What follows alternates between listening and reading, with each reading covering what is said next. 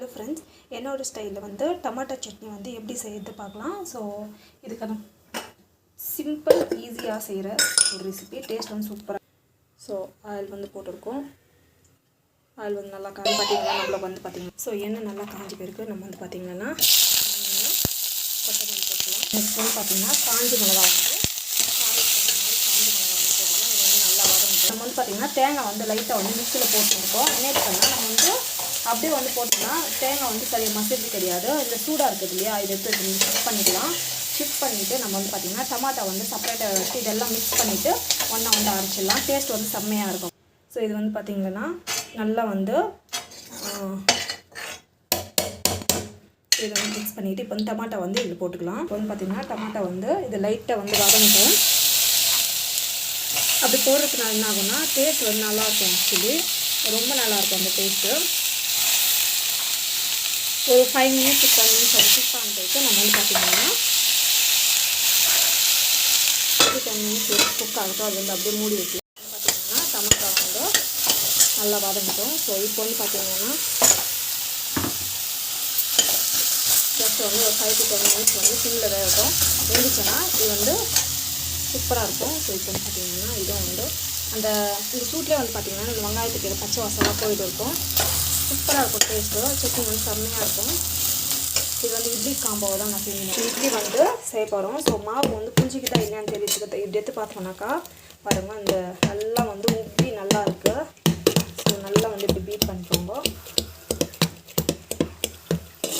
So நம்ம இப்போ என்ன பண்ணோம்னாக்கா லைட்டாக வந்து ஸோ துணியெல்லாம் சில பேர் போட்டு செய்வாங்க. பட் நான் அதெல்லாம் எதுவும் பண்ணுறதில்ல. நான் அப்படியே வந்து ஊற்றிடுவேன். அதெல்லாம் வந்து பார்த்திங்கன்னா டபுள் ஒர்க் ஆகுது.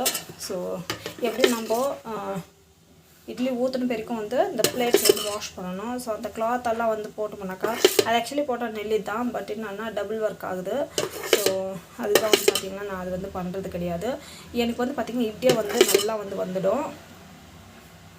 ஸோ அவ்வளோதான். நம்மளுக்கு வந்து பார்த்திங்கன்னா ஸோ அந்த பிளேட் வந்து ஸோ இட்லி வந்து கரெக்டாக பர்ஃபெக்டான பதத்தில் வந்து ரெடி ஆகிடுச்சு. ஸோ நம்ம வந்து பார்த்திங்கன்னா வந்து பாயில் பண்ணுறதுக்கு எடுத்து வச்சுக்கலாம்.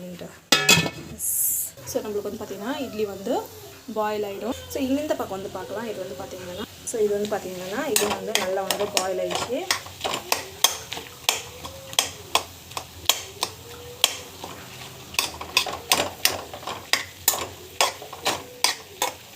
ஸோ ஒரு 5 to 10 minutes எடுத்துச்சுனாங்க. ஆக்சுவலி பார்த்திங்கன்னா இந்த சட்னி வந்து அவ்வளோ டேஸ்ட்டாக இருக்கும்.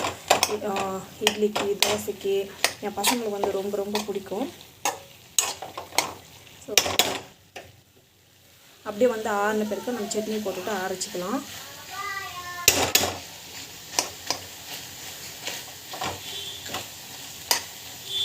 ஒரு 5 minutes வெந்தால் போதும். நம்மளுக்கு வந்து பார்த்திங்கன்னா நீங்கள் பிரேக்ஃபாஸ்ட்டுக்கு ஒரு ½ an hour இருந்தால் போதும். நம்ம வந்து பர்ஃபெக்டாக வந்து குக் பண்ணிடலாம். பட் என்னன்னா இதுக்காக கடையிலெல்லாம் போய் வாங்கி சாப்பிடுறது, எஸ்பெஷலி இந்த பெங்களூரில் வந்து பார்த்திங்கன்னா ஹெவி காஸ்ட்டு. ஸோ அதே இல்லாத போய் சாப்பிட்டாலும் வந்து பார்த்திங்கன்னா ஸ்டொமக் அப்செட்டு இல்லை ஹெல்த் இஷ்யூஸ் வந்து ஸ்டார்ட் ஆகிடுது. ஸோ இது நல்லா ஆறின பிறகு நம்ம சட்னி போட்டுக்கலாம். நம்ம வந்து மிக்சிக்கு வந்து ஷிஃப்ட் பண்ணிக்கலாம். ஷிஃப்ட் பண்ணினா சட்னி வந்து மசிச்சு வச்சுக்கலாம். வந்து ரெடி பண்ணிக்கலாம். டமாட்டோ சட்னி வந்து ரெடி பண்ணிக்கலாம். இப்போது பார்த்திங்கன்னா சட்னி வந்து நல்லா வந்து மசிஞ்சிட்டு இருக்குது. ஸோ இப்போ வந்து பார்த்திங்கன்னா நான் வந்து தாளிக்க மாட்டேன், அப்படியே வந்து சாப்பிடுவேன். சில பேர் வந்து தாளிச்சு சாப்பிடுவாங்க. தாளிச்சு சாப்பிட்டாலும் நல்லா தான் இருக்கும். ஸோ அப்படியே வந்து இட்லிக்கு வந்து காம்போவாக சூப்பராக இருக்கும். என் பையன் வந்து பண்ணுற வேலை பாருங்கள். சைக்கிள் எடுத்து வச்சுக்கணும். சரி, அந்த சவுண்டு பண்ணாது ராஜா. நோ. பார்த்திங்கன்னா பர்ஃபெக்டான இட்லியும் தென் சட்னி வந்து ரெடி ஆகிடுச்சு. வீட்டில் ட்ரை பண்ணி பாருங்கள். இந்த மாதிரி சூப்பராக இருக்கும். ஸோ உங்களுக்கு பிடிச்சதுன்னா ப்ளீஸ் சப்ஸ்கிரைப் பண்ணிக்கோங்க.